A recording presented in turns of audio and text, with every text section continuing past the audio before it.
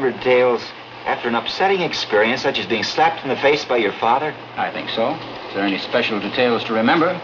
The boy couldn't remember the names of the movies he saw because he wasn't there that night. According to the police testimony in court, the boy was questioned by the detectives in the kitchen of his apartment, while the body of his father was lying on the floor in the bedroom.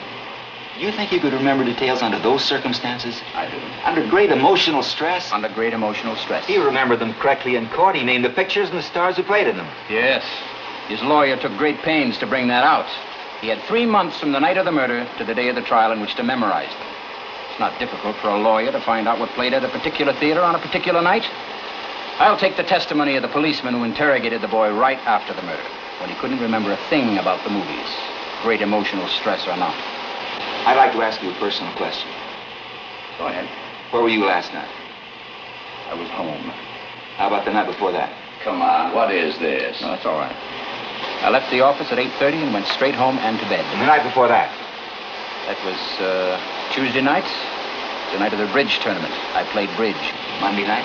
When you get down on New Year's Eve, 1954, let me know, eh? Monday night? Monday night, my wife and I went to the movies. What did you see? The Scarlet Circle. It is a very clever whodunit. What was the second feature? I'll tell you in a minute. The remarkable Mrs.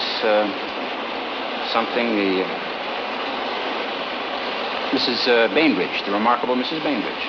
I saw that. It's called The Amazing Mrs. Bainbridge. Yes, The Amazing Mrs. Bainbridge. I think that's right. Who was in The Amazing Mrs. Bainbridge?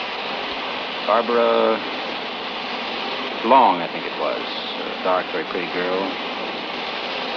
Or Lynn or Long, something like that. Who else? I'd never heard of them before. It's a very inexpensive second feature with unknown.